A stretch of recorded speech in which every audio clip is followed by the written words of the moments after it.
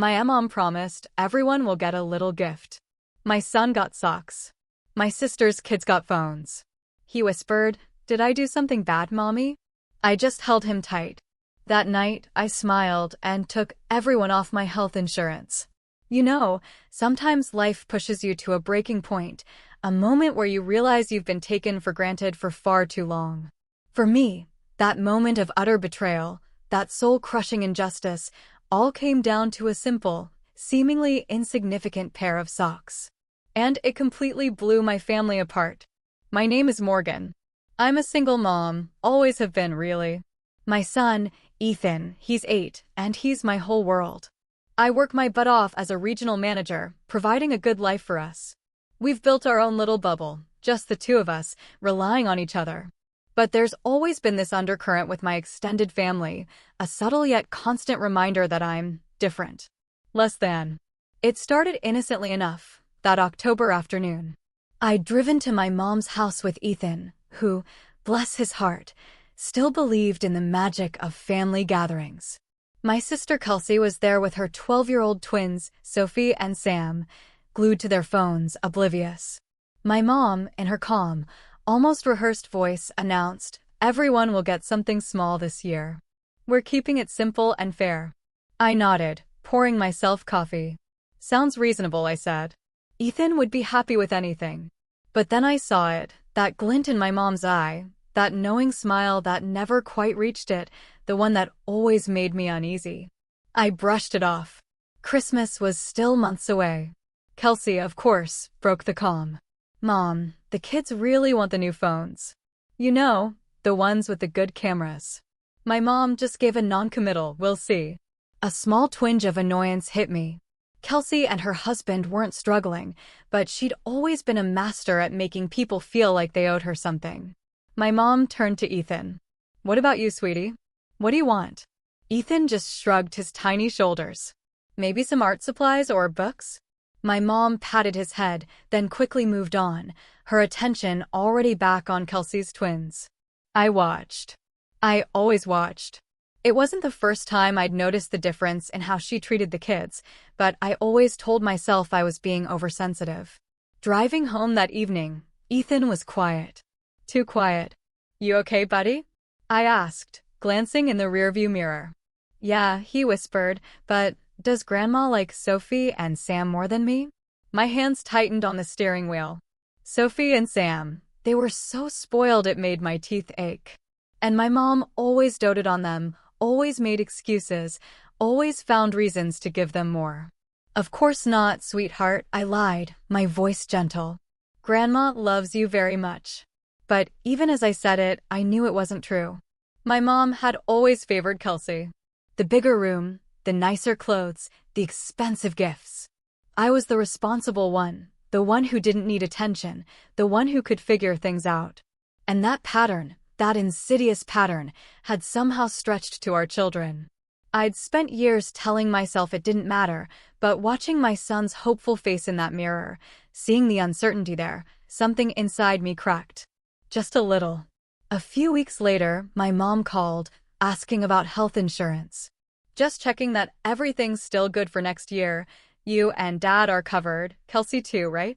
For 3 years, I'd been covering them all. My parents, then Kelsey and Todd when his job hit a rough patch.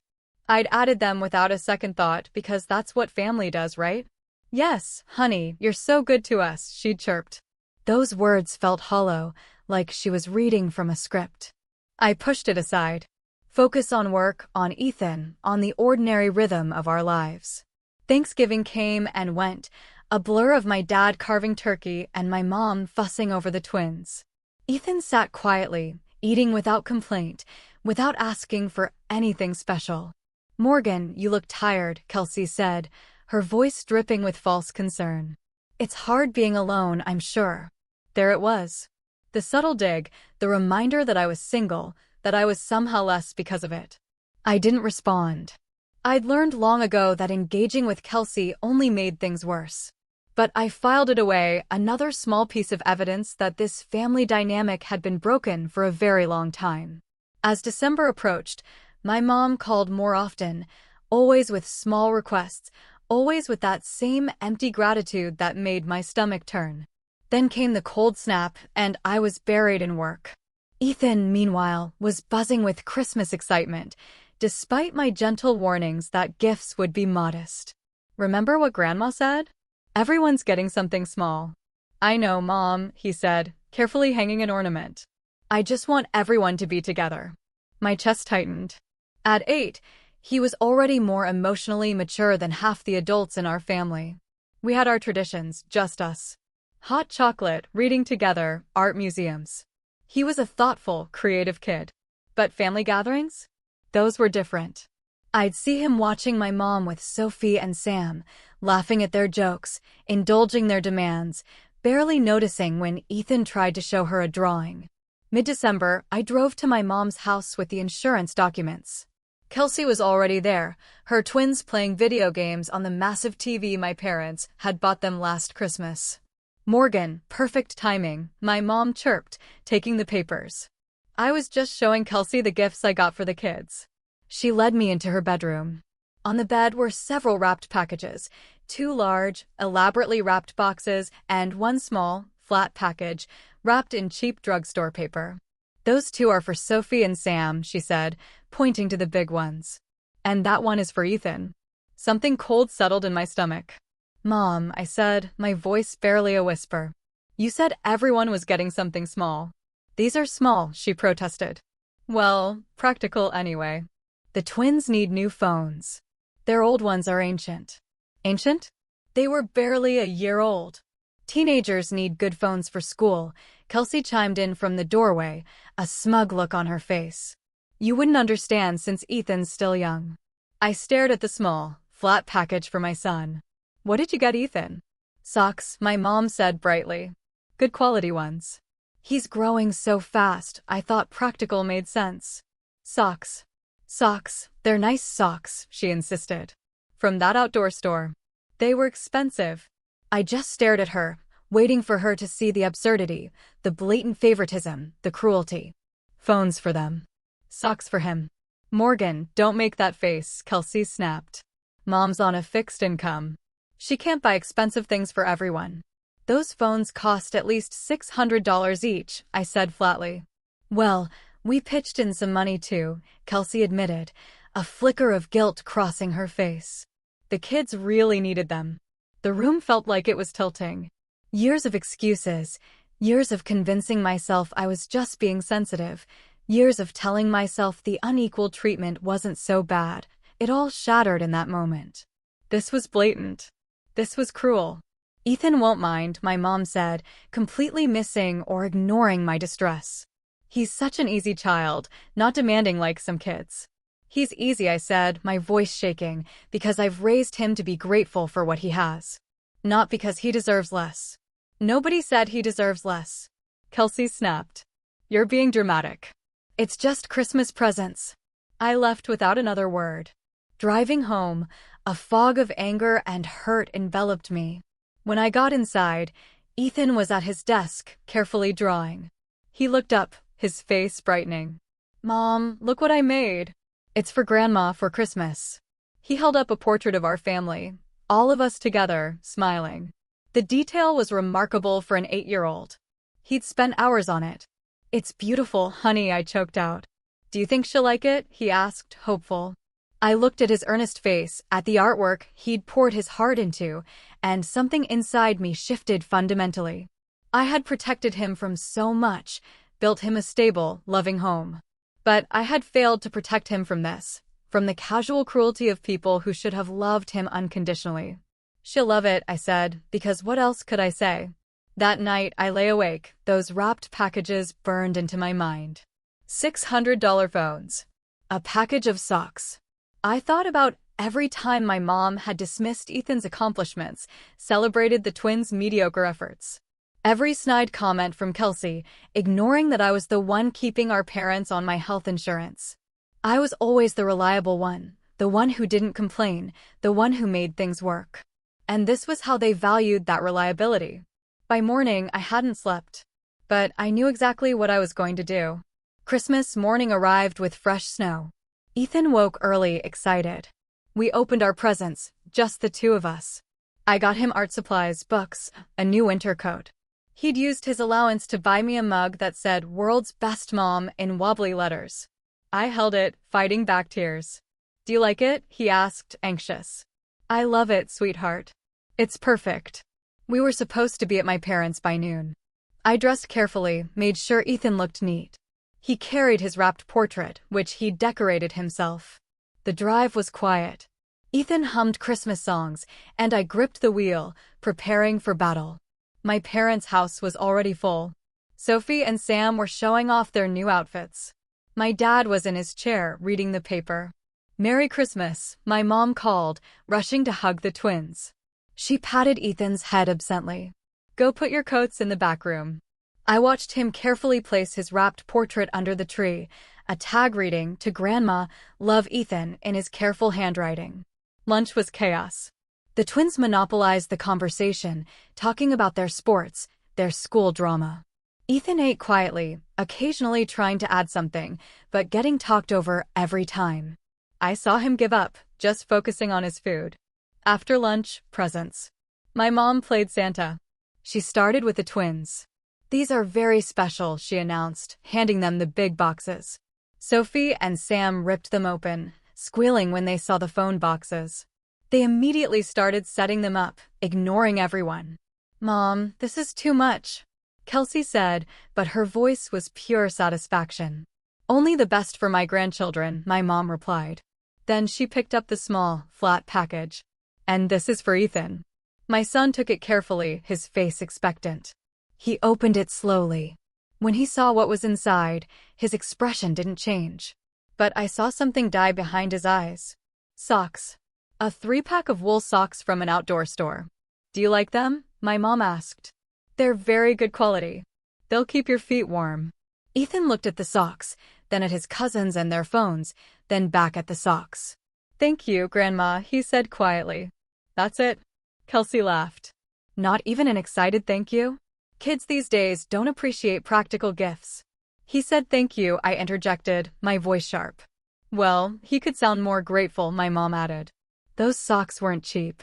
I watched my son clutch the package, his small hands tight on the cardboard. He wasn't crying.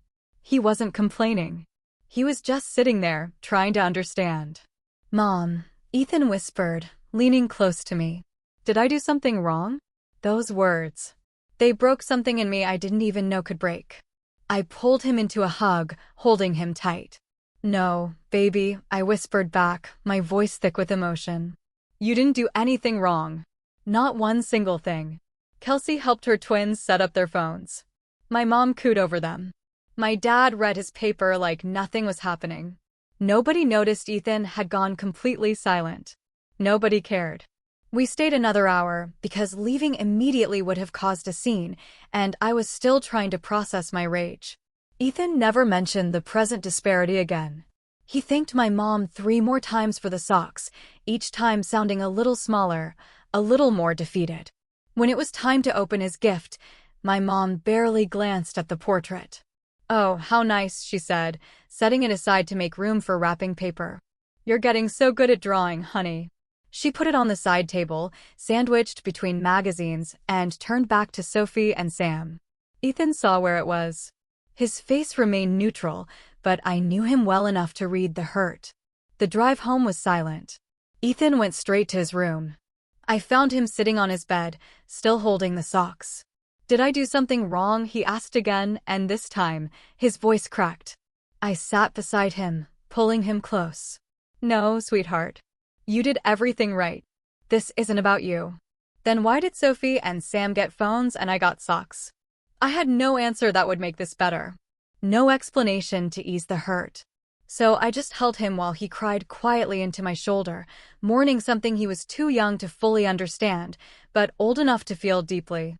That night, after Ethan was asleep, I sat at my kitchen table, my laptop open to my health insurance portal. I saw the names, my parents, Kelsey, Todd. Then I smiled. And I started typing. The day after Christmas, I woke with a clarity I hadn't felt in years. My family plan covered 6 people: me, Ethan, my parents, Kelsey, and Todd. Over $800 a month deducted from my paycheck. I'd never complained.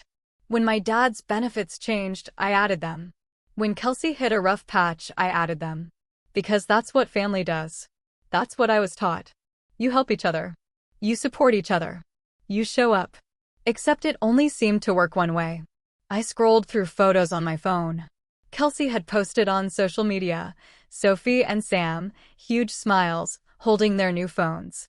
Caption: spoiled by the best grandma ever. These kids are so blessed. Blessed, the word made my stomach turn. The next billing cycle started January 1st, 5 days away. Changes could be made until December 31st at midnight. Perfect timing. But I didn't act immediately. I needed to be absolutely certain. This wasn't a decision to make in anger. It was a decision that would have consequences. I needed to be ready. I spent the day with Ethan, movies, pizza. He seemed better, but I caught him being quiet. At dinner, he pushed his pizza around. Mom, why doesn't Grandma like me as much as Sophie and Sam? I'd been dreading this. It's complicated, honey. Is it because I don't have a dad?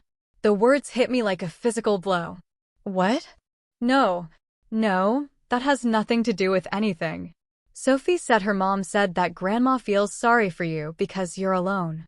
That I'm probably harder to deal with because I don't have a dad to help discipline me. My hands clenched into fists under the table. Kelsey had said that.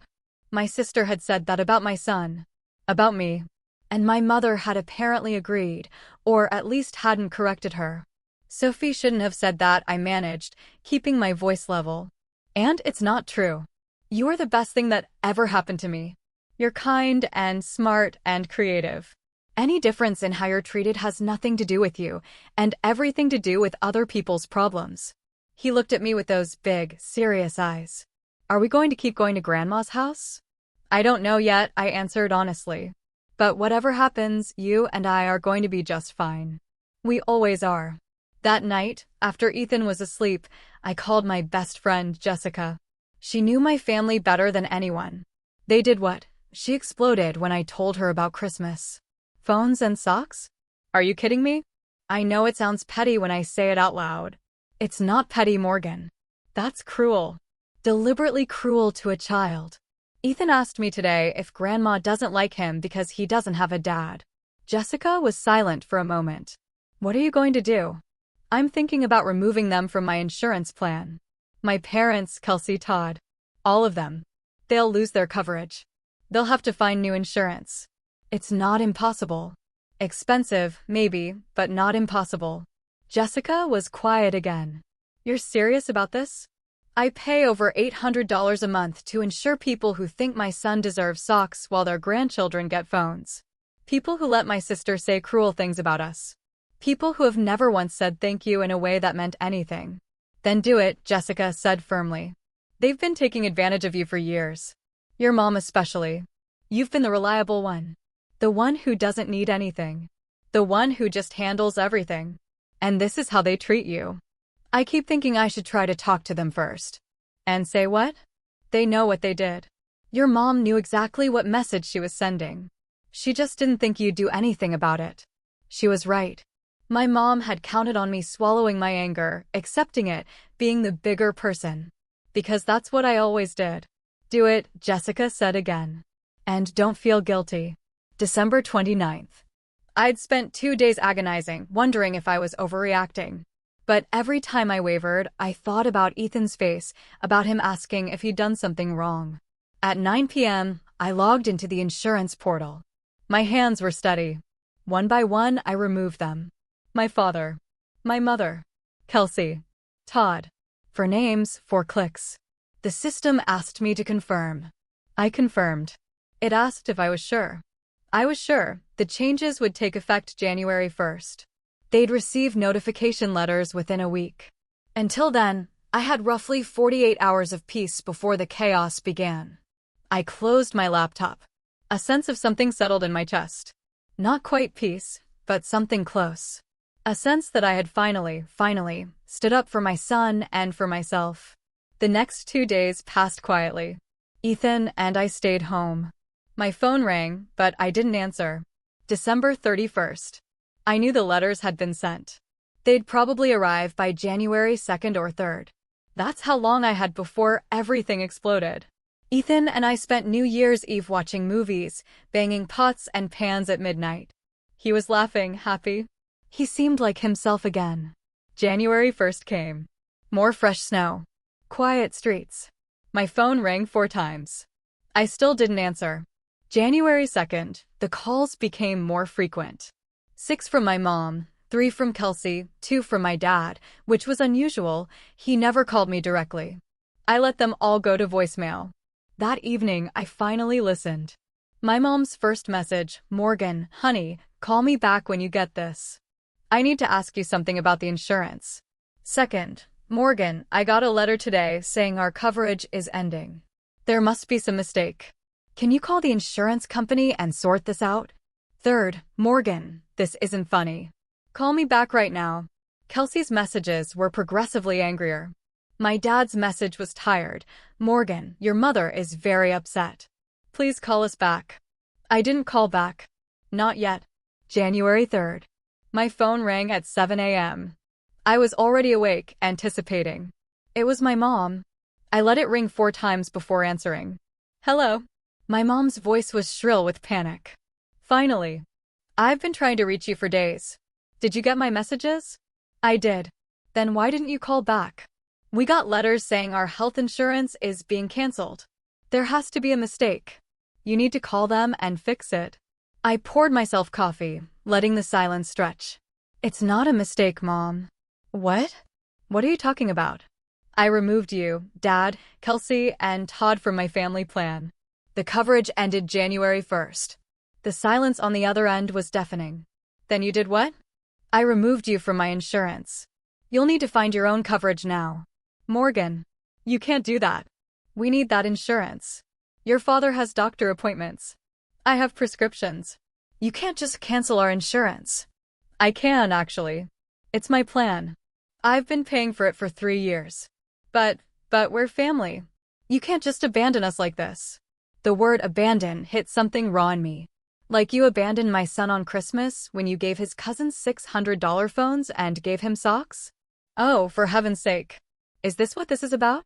You're upset about Christmas presents. I'm upset that you promised everyone would get something small and then gave Sophie and Sam expensive gifts while my son got socks. I'm upset that you didn't see anything wrong with that.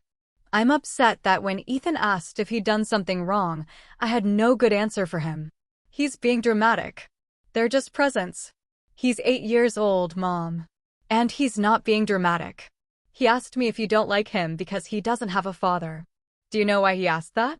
Because Sophie told him that Kelsey said you feel sorry for me for being alone, and that I'm probably harder to raise because I don't have a husband to help discipline me." My mom was quiet for a moment. "Kelsey shouldn't have said that. But she did. And apparently you agreed. Or at least you didn't correct her. So Ethan, who is 8 years old, thinks his grandmother doesn't love him as much because his father left." "Morgan, you're blowing this out of proportion." "Am I? Because from where I'm standing, my son received the message loud and clear that he's worth less than his cousins, and I'm done pretending that's acceptable. So you're going to punish us by taking away our health insurance? That's incredibly vindictive." I laughed, but it wasn't a pleasant sound. "Vindictive? I've been paying for your insurance for 3 years. I added Kelsey and Todd when they needed help. I've never asked for anything in return. But the moment I stopped giving you something, I'm vindictive. We needed that insurance. Then you should have treated my son with basic respect. You should have kept your promise about small gifts. You should have thought about how your actions would affect a child." "Morgan, please. You're being unreasonable. Can we just talk about this?" "We are talking about it." "The answer is no. Find your own insurance. We can't afford the premiums on our own. You know that. Then maybe you shouldn't have spent $1,200 on phones for the twins. That's different." "How? Explain to me how that's different." She couldn't or wouldn't. The silence stretched again. Finally, she said, "Your father and I raised you better than this. We taught you about family loyalty. You taught me that family means being there for people even when they don't deserve it. But you forgot to teach me that it should go both ways." I hung up before she could respond. My hands were shaking, not from fear or regret, but from release. From finally saying things that had needed to be said for years. The phone rang again immediately. Kelsey. This time I answered. What the hell is wrong with you? She screamed. Mom just called me crying. You canceled our insurance. I removed you from my family plan. Yes. How could you do that? Todd and I need that coverage. We have 2 kids. You also have 2 incomes. You can afford your own insurance. It's going to cost us a fortune. We can't afford premiums right now. But you could afford to chip in for $1,200 worth of phones? That's completely different. Everyone keeps saying that, but nobody can explain how. Those were Christmas presents for our children. I'm not punishing anyone.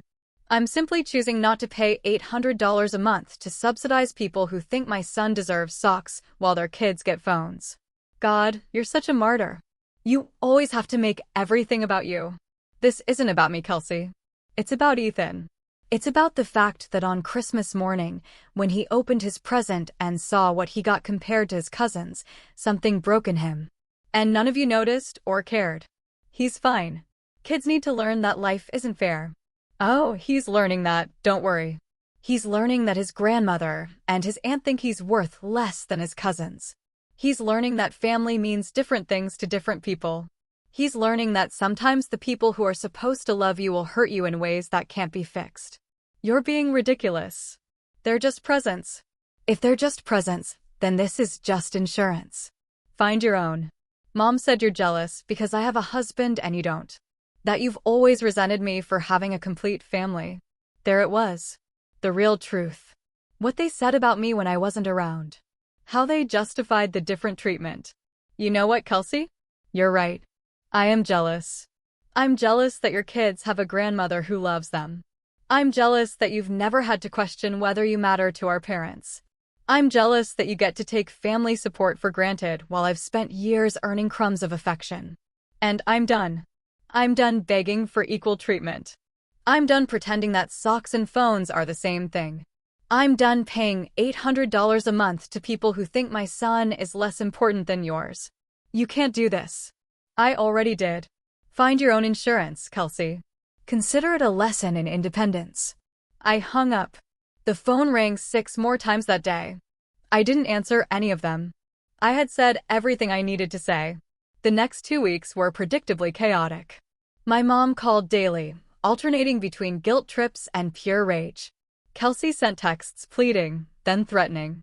My dad called once, trying to be the voice of reason. I didn't reconsider. What I hadn't anticipated was the rest of the family piling on. My aunt called me cruel. My uncle emailed about family forgiveness. Cousins I hadn't spoken to in years suddenly had opinions. The narrative my mom spun was simple. I was vindictive over Christmas presents, punishing sick, elderly parents over a petty disagreement.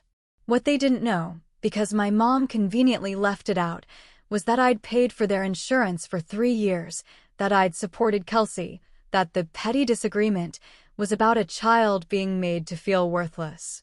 Jessica told me to ignore them. They don't know the full story, and they don't want to. Your mom is making herself the victim because that's easier than admitting she was wrong. She was right. But it still hurt. Work became my refuge.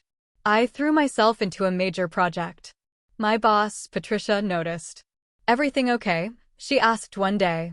Family stuff, I said vaguely. She nodded. Well, if you need anything, let me know. You're doing excellent work. The validation felt good. At least someone appreciated what I contributed. At home, Ethan was slowly coming out of his shell. He was drawing more, talking more, seeming lighter. One evening, he brought me a new picture. It's us, he said, showing me a drawing of just the 2 of us in front of our house. Our family. It was perfect. Are we still going to see Grandma? He asked. I don't know. Do you want to? He thought about it seriously. I don't think so. Not right now. She made me feel bad. Then we won't go. Not until you're ready, if ever. He nodded, satisfied. It occurred to me that I had been so worried about protecting him from pain that I hadn't considered he might be relieved to step away from a situation that made him unhappy. Mid-February. An unexpected certified letter. From my parents' attorney. I was being sued for financial abandonment and elder neglect. They claimed that by removing them from my insurance, I had violated my duty of care as their daughter and put their health at risk. I stared at the letter in disbelief. They were suing me. My own parents were taking me to court because I stopped paying for their insurance. I called a lawyer, Gregory, who specialized in family law. I've seen similar attempts, he said, reading the letter. They rarely succeed. Adult children aren't legally obligated to provide health insurance for their parents unless there's a specific care agreement in place. Do you have any written agreement? No. I just added them out of kindness. Yes. And they're claiming elder neglect because you stopped. Here's what's going to happen. We'll respond, pointing out you have no legal obligation, that you did so voluntarily, and they have other options. The case will likely be dismissed. $2,000, I said. For my retainer. $2,000 I'd have to spend because my parents decided to sue me instead of finding their own insurance. Do it, I said. Draft the response. When I got home, Kelsey was sitting on my porch steps. We need to talk, she said. I don't think we do. Please, Morgan. Just 5 minutes. Against my better judgment, I let her inside. Mom and Dad are suing you, she said. I know. I got the letter. That's insane. I told them not to do it. This whole thing has gotten completely out of hand. I came here to ask you to reconsider. Reconsider what exactly? Putting us back on your insurance before the lawsuit goes any further. So, you want me to pay $800 a month and pretend nothing happened? I want us to be a family again. I laughed, bitter and sharp. We were never a family, Kelsey. A family doesn't treat one child better than another. A family doesn't sue each other over insurance. A family doesn't say cruel things and expect it to be forgotten because it's inconvenient to deal with consequences. I'm sorry about what I said about you being alone, about Ethan being harder to raise. I shouldn't have said that. But you did say it. And you meant it. And Mom agreed with you. She didn't agree. She didn't disagree either. And that's the problem. None of you have ever stood up for Ethan or for me. You've taken what I've given and acted like it was owed to you. Well, it's not. And I'm done. Kelsey's eyes filled with tears. Please.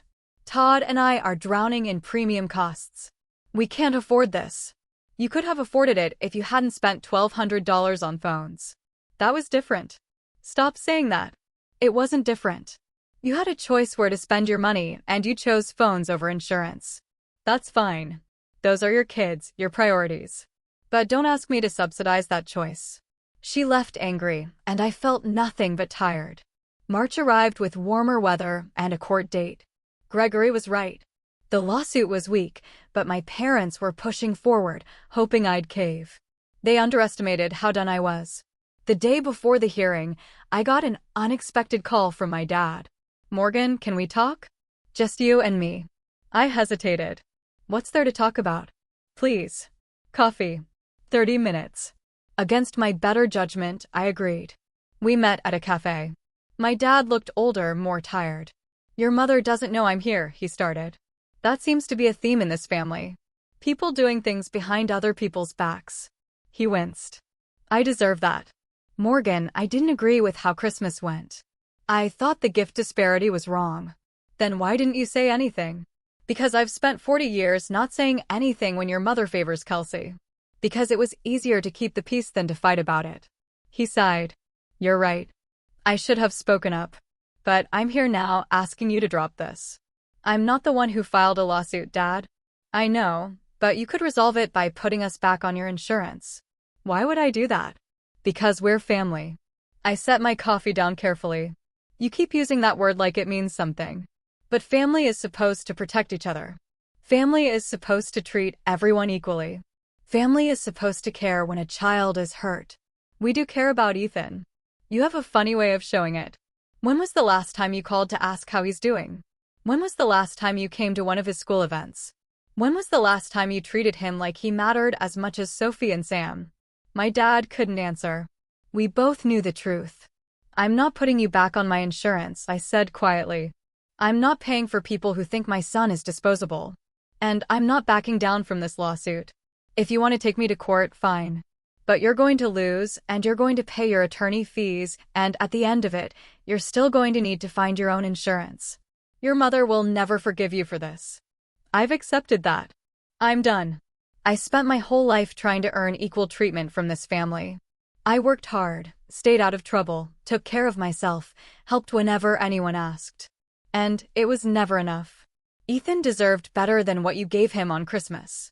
He deserved better than being compared to his cousins and found lacking.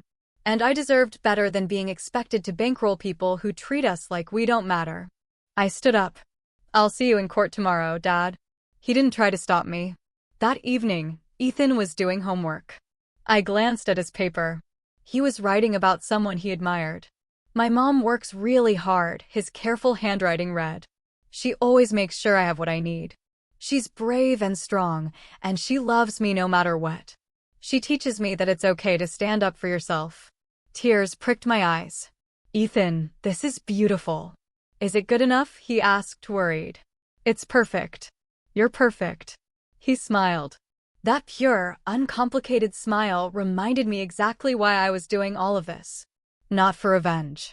Not for payback. But to show him that his worth wasn't negotiable, that he deserved to be defended, that standing up for yourself wasn't selfish. It was necessary. The next morning, I dressed carefully. Gregory met me outside the courtroom. They're going to try to paint you as uncaring and vindictive, he warned. Just stick to the facts. You have no legal obligation to provide insurance. You did so voluntarily. You stopped. End of story. What about the Christmas present thing? We'll mention it if needed, but honestly, the judge isn't going to care about family drama. This is about legal obligation, which they don't have a case for. Inside, my parents sat with their attorney. Kelsey was in the gallery. They all stared at me like I was a stranger. My parents' attorney presented their case. I had abandoned elderly parents who relied on my insurance. I had acted maliciously.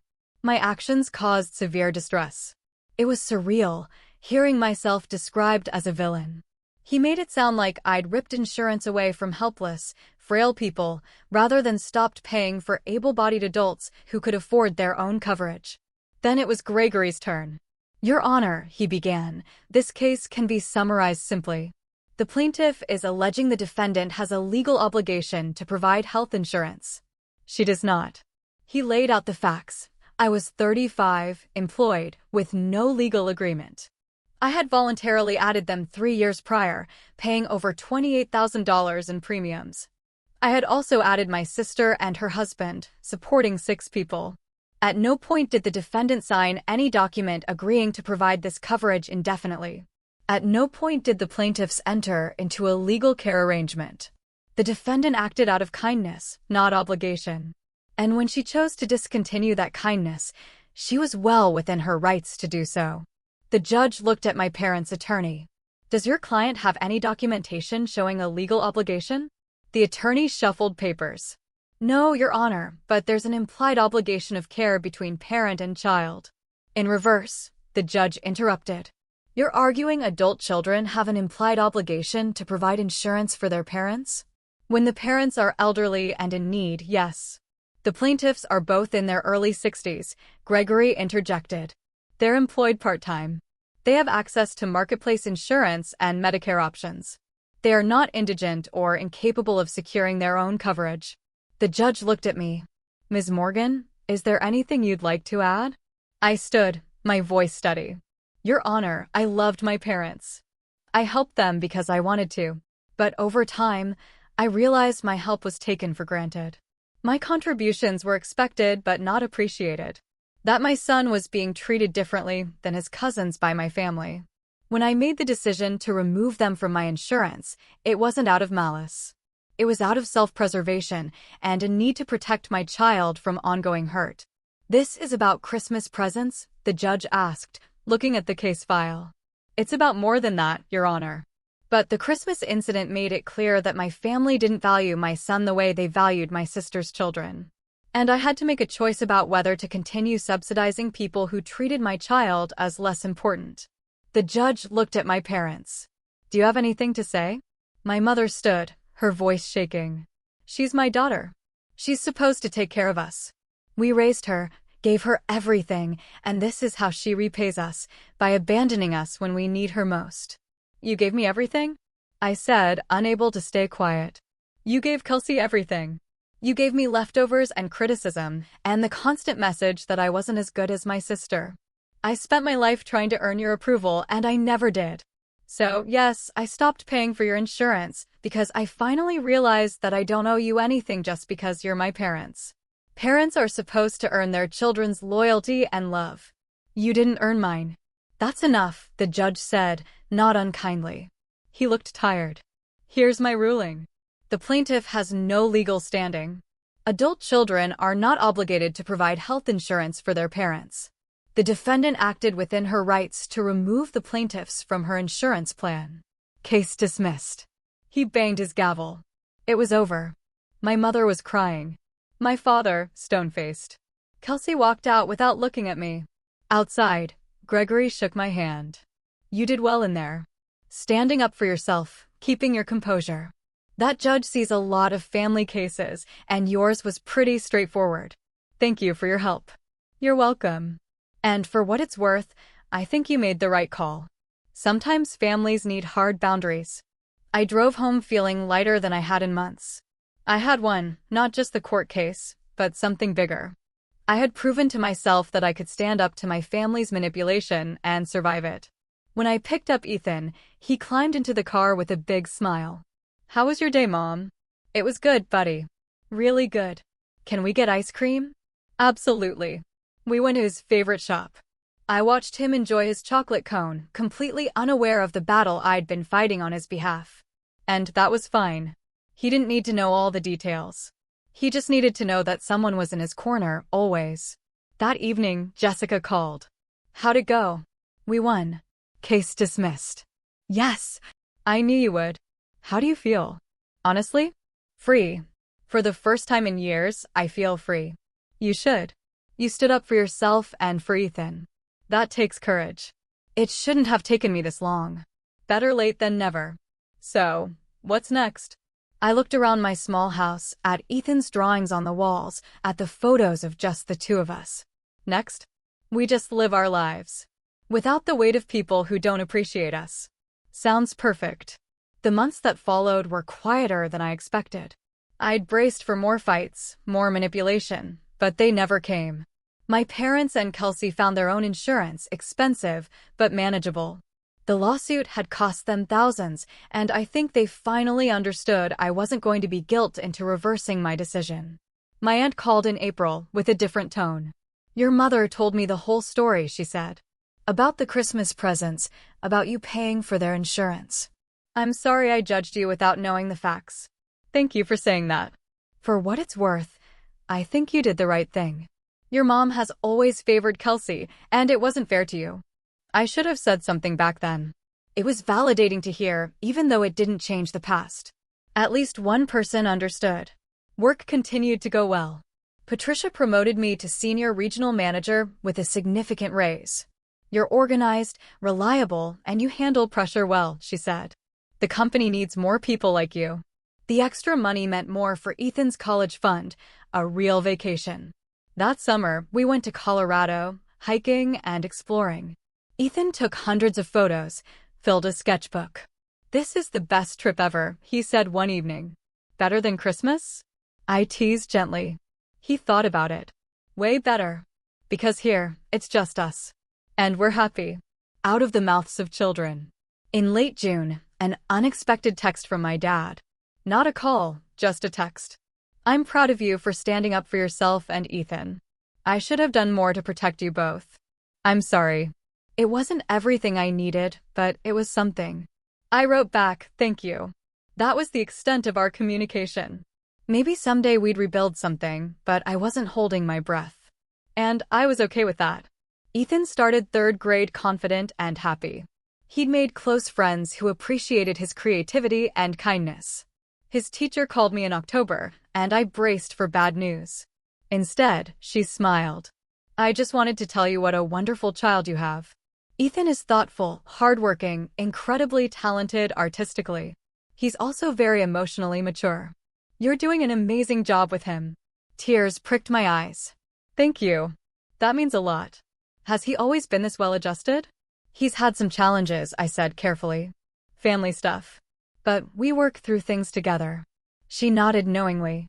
Well, whatever you're doing, keep doing it. He's thriving. That evening, I told Ethan. He beamed. Do you think we could invite some of my friends over for my birthday? He listed 5 names. No mention of Sophie or Sam. No mention of my parents or Kelsey. His birthday party in November was loud, chaotic, and perfect. 8 children running around our house, eating pizza and cake. I watched Ethan laughing and realized this was what childhood was supposed to look like. Joy without conditions. Love without comparison. Christmas came again. Our second one without my extended family. Ethan and I had established new traditions, decorating the tree, hot chocolate, volunteering at a shelter. On Christmas morning, he opened his presents with genuine excitement. Art supplies, books, a tablet for his digital art. Nothing extravagant, but everything chosen with thought and care. This is perfect, Mom, he said, hugging me tight. Thank you. You're welcome, sweetheart. Do you miss them? Grandma and Grandpa and Aunt Kelsey. He thought about it honestly. Sometimes I miss the idea of them. The family I wished we could be. But I don't miss how they made us feel. Me neither, he said. I like it better this way. Just us. Just us, I agreed. Later that day, Jessica came over for dinner with a few colleagues who had become friends. We ate too much, laughed a lot, and nobody compared anyone to anyone else. Nobody made anyone feel less than. It was simply people who cared about each other, enjoying time together. As I cleaned up, Ethan asleep upstairs, I thought about the journey of the past year. The hurt, the anger, the courage it took to set boundaries. The lawsuit, the judgment, the freedom that came with standing firm. I thought about those socks, still tucked away in Ethan's drawer, a reminder of the moment everything changed. My parents and Kelsey struggled with the consequences of their choices. The lawsuit cost them thousands. Their insurance premiums tripled. Kelsey and Todd's marriage strained under the financial pressure. My mother's reputation suffered as the truth about the Christmas presents and the insurance situation spread. People stopped taking her side, stopped enabling her favoritism. Sophie and Sam, now teenagers, started asking uncomfortable questions about why they never saw Ethan anymore. My father became increasingly withdrawn. They had gambled that I would always be the reliable one, the one who swallowed hurt for the sake of peace. They lost that gamble, and the price was higher than they'd imagined. As for Ethan and me, we built a life full of people who valued us, who showed up because they wanted to, not because they felt obligated. I learned that sometimes the most loving thing you can do is walk away from people who can't see your worth. And looking back at that Christmas morning, at those socks that changed everything, I realized I had no regrets. Standing up for my son, for myself, for the basic dignity we both deserved, that wasn't revenge. That was simply refusing to settle for less than we were worth. And that made all the difference. So, tell me, have you ever reached that point with family, where you knew you had to draw a line, no matter the cost? What would you have done in my place? Let me know in the comments below. I really want to hear what you think.